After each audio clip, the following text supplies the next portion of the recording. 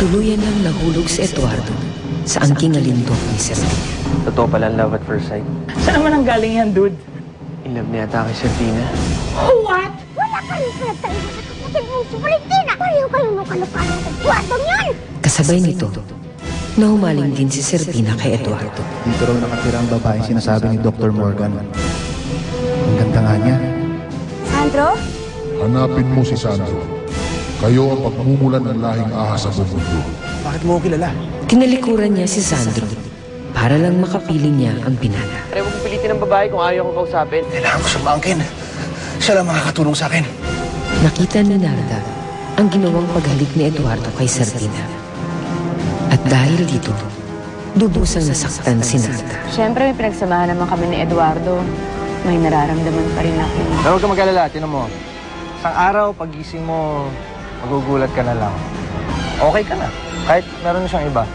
Samantala, magdududa na rin si Narda sa nararamdaman ni Pancho at ng mga kalalakihan ng San Martin kay Serpina.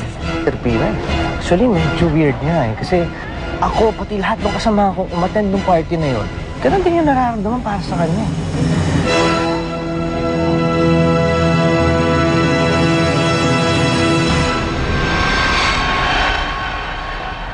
Talagang successful ang party natin kagabi. Tingnan mo, ang dami-dami invitations sa dumating. Sa mga fiesta, mga fundraising.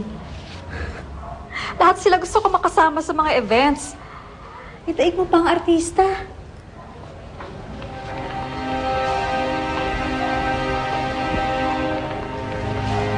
Alam mo ba kung anong ibig sabihin nito? Ano po, Mami? Malaki ang maitutulong mo sa akin kapag natuloy ang kandidatura ko sa Vice Mayor Office. Ikaw ang mangangampanya sa akin. Sigurado ako maraming pupunta sa campaign para makita ka nila. Lahat pagagawin ko para sa inyo, Mami. Salamat, anak. O sige, tawagan ko muna si Mayor.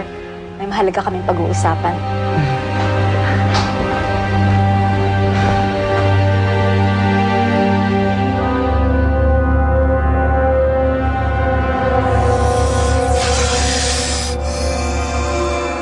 Ikaw?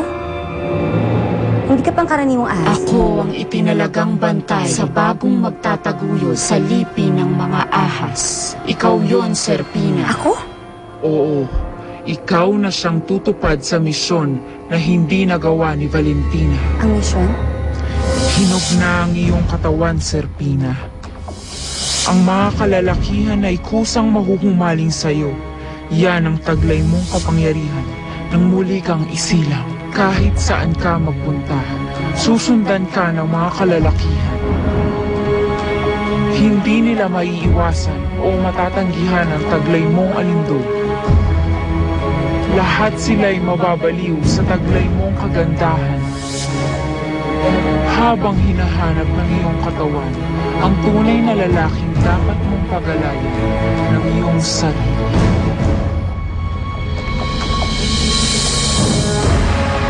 Hindi lang pala compare. Compare! Yun lang pala ang powers mo. Ang maakit ang voice. Yun ang sabi ni Wanga. Yung ahas na tinalagang bantay ko.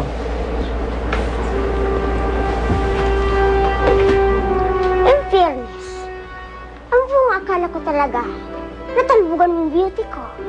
Yung pala, may powers ka lang. Kapangyarihang hindi ko naman ginusto. Hindi talaga ni Kuya Eduardo. Laging kasama si Serpina. Oh? Mukhang wala na talaga ako kay Eduardo.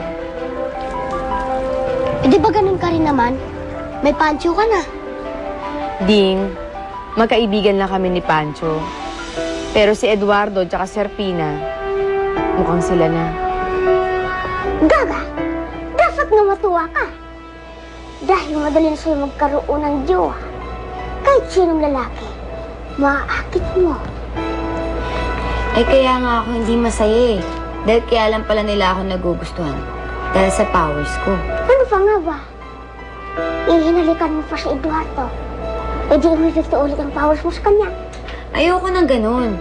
Gusto ko kung magugustuhan niya ako dahil yun ang totoong nararamdaman niya. Hindi dahil sa kapangyarihan ko. Eh bakit ba kasi si Eduardo pinagtutuunan mo ng pansin? Ang dami-dami naman boys dyan na pwede mong paglaruan. Pakinabangan natin ang powers mo. My dear pamangkin, let's party! Nako, kung ako man yun, hindi ko talaga papakulan si Serpina. Siyempre, bibilisan ko, baka maunahan pa ako ng iba, no? Ang dami niya kasing admirers. Ang ganda-ganda na talaga, no? Sana, ako na lang naging showta niya. Ding, pati ba naman ikaw? Wala na ba akong pwedeng makausap na hindi nanghuhumaling sa kanya? Narda! Narda! Aleli? Oh, ayan. Hindi siya nahuhumaling kay Serpina, pero galit naman. Nakita ko yung kotse ni Eduardo. Paparating. Ha?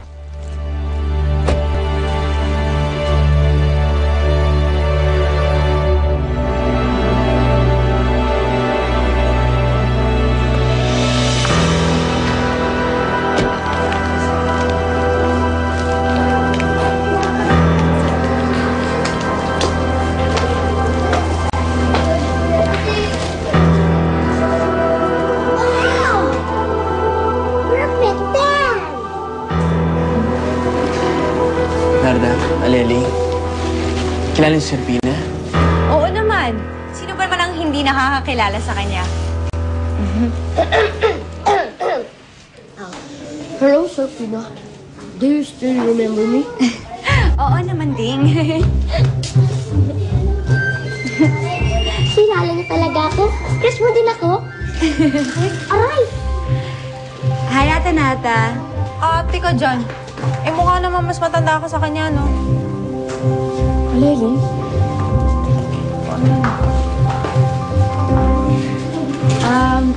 Napadaan kayo dito.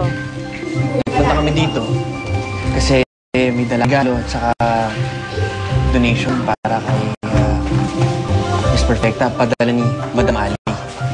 Lahat yun galing sa fundraising. Eh, sabi ko kasi kay Mommy, i-donate. Kasi alam ko marami pa kayong kulang dito eh. Mabuti naman naisip niyo yun. Oo naman, ate. Narda pala. Oo, hindi ko makakalimutan ng hospisyo. Nanggaling ka na rin dito? Hindi. Ang ibig kong sabihin, mahilig kasi ako sa mga bata eh. Ha? Gusto mo sumama sa akin? Papakilala kita sa kanilang lahat. Talaga? Sige. Eduardo, maglalaro lang kami, ha? Tara na. In fairness, mukhang maganda naman siya pero mukhang isip bata. Ano ka ba? Ganyan talaga si Serpina. Kaya nga ako lalo na aaliw sa kanya. Pasok ka na, Miss Perfect.